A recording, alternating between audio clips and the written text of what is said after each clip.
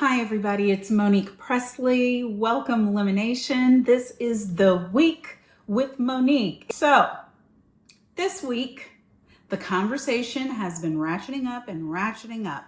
Constitutional crisis, constitutional crisis. Is it one already? Isn't it? It's already been one for a long time. We're still approaching one. And it seems that more and more we're leaning toward the scholars and all the pundits and everybody in between saying that we are in one. Well, I don't know if I agree with that or not. I'm going to go with facts and data and talk to you about it and see where we land. But here's my point. Even if we're already in a constitutional crisis, now what? Isn't that the question that's on everybody's mind? So I hope I'm going to be able to answer that. But first, when you hear people saying we are approaching a constitutional crisis, we are in a constitutional crisis, do you even know what that means? Let me give you a definition. In political science, a constitutional crisis is a problem or conflict in the function of a government that the political constitution or other fundamental governing law is perceived to be unable to resolve. I'm going to say it again. In political science, in this country, a constitutional crisis is a problem or conflict. We've got plenty of those, right? A problem or conflict in the function of a government that the political constitution or other fundamental governing law is perceived to be unable to resolve. Now, there are many variations for the way that this can all shake out. You can describe the crisis that arises out of a failure or a strong risk of failure of the constitution of the governing document, or the crisis may be because of a failure of a particular branch of government or multiple branches of government that are either not following the Constitution or failing to be able to do their duties under the Constitution. You can have a branch of government that wants to pass a law that is contrary to the Constitution, and they're not willing to go through the steps to amend the Constitution for their actions to be lawful. Any of this sound familiar? Or it may be that it's something that's just completely politically infeasible to follow. We know the right way to do it, but circumstances have been created such that it would be a catastrophe for us to go through with it. The government institutions themselves may falter or fail to live up to what the law prescribes them to be, or officials in the government may justify avoiding dealing with a serious problem based on narrow interpretations of the law. Now, I'm here to tell you, friends, we've seen every last one of those. Like in the past 7 days, we've seen some variation of it where the judicial branch in some part is acquiescing or not doing what it needs to be doing on the Supreme Court side of things, where they need to be dropping the hammer and they're not, where the legislature is kowtowing just in complete allegiance to Trump instead of to the Constitution of the United States or the people who are the governing body for the Constitution of the United States. We've seen the executive branch being lawless, being amoral, being criminal, and what else is new? I mean, that's their brand. That's what they do. So hearing all of that, there's an argument to be made that we're there, right? We see where there are failings after failings, where there's an executive branch attempting to do things that are clearly outside of the law and having to be sued time and time and time again. We see the legislative branch not really doing a damn thing, which means they, according to this definition, are not meeting up to what their definition is under the Constitution. The way that their responsibilities are described, they're not doing it. That's a problem. We see another branch of government, the judiciary, where at least at the top level of government, it seems that they're no longer willing to acknowledge settled law. They're no longer willing to abide by it. That's how Roe v. Wade got overturned. And it was done by justices who, when they were nominees, lied and said that they would respect the settled rule of law, settled case law. And they've not done it. They haven't done it with voting laws. They haven't done it with Roe v. Wade, with women's choice in her own body. And there are a number of other areas where they have just decided, nah, stare decisis who, they just don't care. So these are problems. These are conflicts in each branch of our federal government, our government head. And that is bad. I'm not taking anything away from that. Listen, America, we got a problem.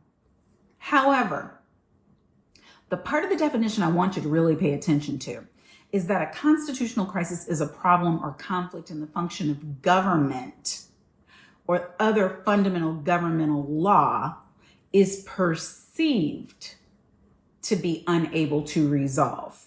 That's where I don't think we're there yet. There may be those who think that these issues can't be resolved. There may be. And there may be those who think that we're already there because whatever the judicial branch does that tries to stop the executive branch meaning Trump and his cronies, his criminal associates, his band of thieves, that they're going to ignore. And that would make for full on crisis. And obviously then the legislature isn't going to do anything because they could impeach Trump, but the GOP is in power and they, have pledged fealty to dear leader. So we can't expect them to do anything until Democrats regain some portion of either the House or the Senate, have some control so that there can be more stops in place. It's a narrow majority right now for GOP, but we need the votes. Vote. How about that? VOTE, vote. But the reason why I point this out is because in the past couple of days, we've seen some things that tell me we've still got stopgaps, we've still got controls, we've still got checks and balances and levers in place. And we are about to find out how much Constitution we still have left, how much strength is in the document, because the document, nobody disagrees, has means for resolving these conflicts. It's just whether or not there will be the will, the spine, the backbone to do what the document calls for. I've never been more proud to be a part of the legal profession. I'm thankful that that's my chosen profession. I'm not just some person who plays a lawyer on TV. I've been an attorney for almost 30 years now, and I was a trial lawyer, a litigator, senior assistant attorney general for a municipality. I was a criminal public defender. I was in private practice doing civil rights litigation for 20 plus years before coming over here and spending most of my time consulting and talking to you all. So I'm not somebody who just says things that I haven't seen, haven't done, haven't experienced. And this is not a humble brag. This is just me telling you, I know what I'm talking about. Been there, seen it, done it, experienced it as what it means to be a government attorney who's fighting against a judge at risk of personal safety, what it means to be on the side of criminal defense, what it means to be on the side of civil rights, what it means to be on the side of defending a municipality when there's supposed to be a heightened standard for government attorneys. So when I tell you that I am proud of the lawyers who are day after day after day anticipating what Trump administration is going to do next and then practically running with capes on into the courthouse to stop him, am I saying that these lawsuits that are filed are a be-all, end-all, that that's going to be what keeps us safe? No, I'm not. But what I am saying is it has been and will continue to be a successful stopgap so the rest of us can get our act together, so that people can hit the streets marching like they've been, right? So that people who are in Congress, who are trying to get their feet under them and try to figure out what they can do legislatively when they don't have the majority, can get their acts together and be able to do that. So that organizations can organize, so that advocates and activists can mobilize, so that people can get involved on the state level, on the city level, and speak to our federal representatives and say, hey, it's your job on the line because there are more of us than you. You may be powerful, but we gave you that power. So what the lawyers with their capes on, what they do, like the people with the ACLU and the people with the unions, all the people that are running the court and suing on behalf of employees who are being fired without justification, without cause, the ones that are running in there and stopping all of these illegal attempts at deportation, absent due process, these lawyers and those organizations are giving us time to breathe, to calibrate, and to fight. And that is why what they are doing is so essential. And while they're doing that, here come the judges. Let's just look, for instance, at Judge Boasberg yesterday, issuing an order stating that he has found probable cause to hold the Trump administration in contempt for violation of his order, for the fact that they continued to put planes in the air to take people who were part of a lawsuit, part of a protected class, to take them out of the country, absent due process. He said, don't do it. He said, turn the plane around. They did it anyway. They bragged about it. They said things like, oopsie, too late. Basically just, thumbing their nose, sticking their middle finger up at the court. But Judge Boasberg, in like a 46-page opinion, said, nuck if you buck. That's what I'm calling him now. Nuck if you buck Boasberg. I'm calling him, I'm your Huckleberry Boasberg. I'm calling him, you feeling froggy Boasberg. He's saying, no, you won't. No, you won't. You won't mock me and get away with it. You've got days now to explain yourselves and to fix this, or you're going to be held in criminal contempt. Now, people are saying, what does that matter? What does that matter if you're held in criminal contempt? Of course it matters. Okay, so judge can do a criminal referral. We don't think that's going to work because Bondi's not going to do anything. She's not going to press the charges. Judge can send out arrest warrants and tell the U.S. Marshals to go and arrest people. And we think the U.S. Marshals work for the Department of Justice, so that might not work. But hey, did you know that local law enforcement can execute warrants once the judge has signed them, that it doesn't have to be the U.S. Marshal Service?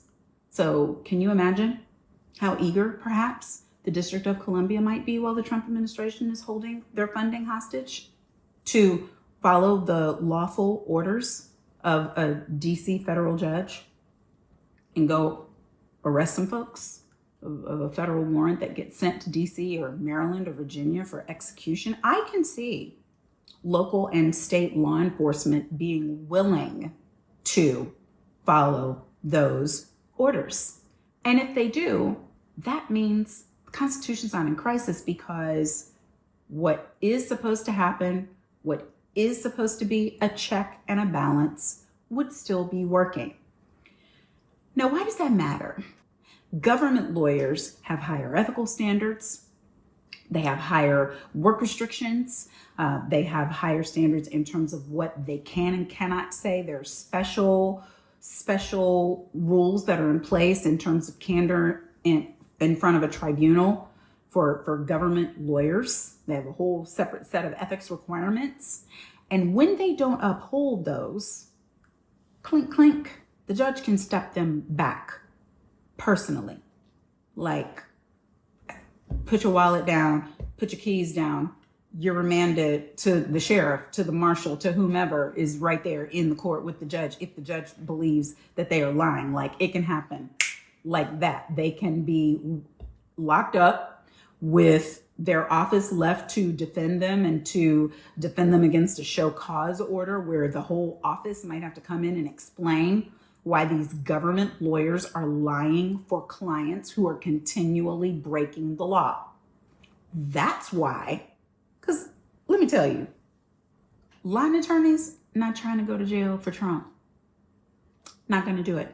Not trying to lose everything, their law license, their employment, their liberty interest, their money, in order to work this mid-level AG job, and for Pam Bundy to end up with a pardon, and for Trump to not really give a damn about all the rest of the people who were involved and leave them hanging high and dry. This is why you have seen law firm after law firm after law firm ultimately end up in private practice resigning from representing Trump, because it always comes to a head where either he's not going to pay the bills because he doesn't like to pay his law bills or pay his debts, or he's wanting his lawyers to take a stance that isn't supported by law, and he is continuing to do things that he's not supposed to do, or he's intending to lie. He's intending to perjure himself. And lawyers are duty bound to either require their clients to follow court orders and to do no more breaking of the law. Even if what you're representing a client on is an accusation that they've broken the law, they can't be committing ongoing crimes while you know it. Why? Because now you're the one in criminal jeopardy. You're the one in legal jeopardy. You're the one in ethical jeopardy. So you can lose everything by standing by and watching a client disobey judges, or by, even worse, actively participating and aiding a client in doing so. So when a judge sends out a threat,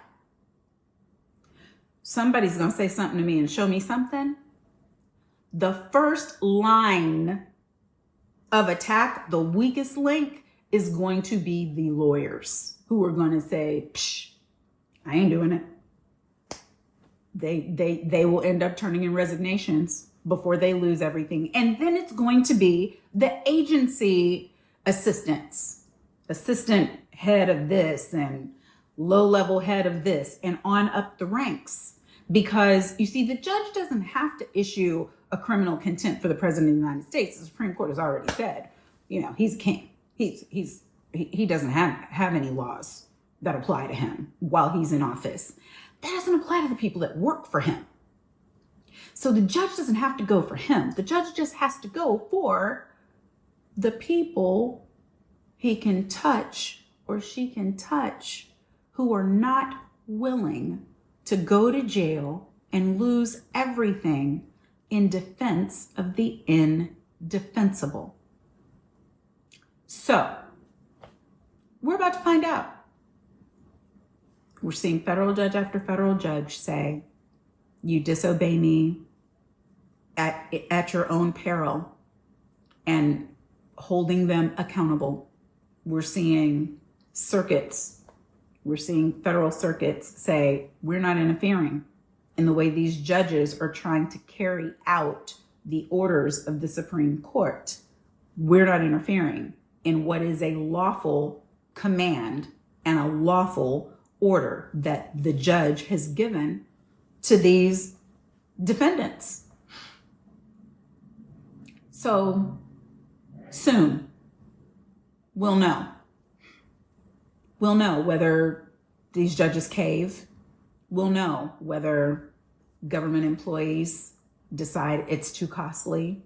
We'll know whether, as all this plays out, the growing, murmuring, protesting, marches, town halls, all of the people who are taking to the streets and taking to their donate button and taking to their individual platforms and informing about what is happening, we'll know whether all of that pressure leads to the kind of caving that we've seen from the Trump administration in other areas of late. I mean, you name it, tariffs. We're on again, off again, up again, down again. They've sent stock market into chaos. They've sent the bond market into chaos. They don't know what they're doing. They're ignorant. It's a very well-planned heist, and it's a very well-planned white supremacy type operation, but they don't have any real plan or idea of how to successfully run an economy or to actually help regular citizens like you and I. I mean, that's not what they're interested in doing, so they have no clue how to do it. So they just lie and say that they can do it. And then when they get in, like now, we see that they can't. So I predict that if we hold the line, that if these judges hold the line, that if they find the pressure points, if they find that soft spot where people aren't willing to sacrifice everything because they've seen the way that the Trump bubble of influence causes people to lose everything, I think if we hold the line and they hold the line, we give some other folks enough chance to find and grow a spine. That's my take for this week. Thanks for listening. I'd love to hear your feedback. Please subscribe to my channel, the Monique Pressley channel, where you can see Make It Make Sense, noon Eastern daily. We talk about the topics of the day. We talk about all kinds of topics that are still important to us. Like this week, we covered Black Maternal Health Week. We're covering autism awareness, inclusion, acceptance, because we have an HHS secretary who is a certified fool. We're talking about all kinds of other issues like protests. When should we not? How should we? Who has a right to say something about it?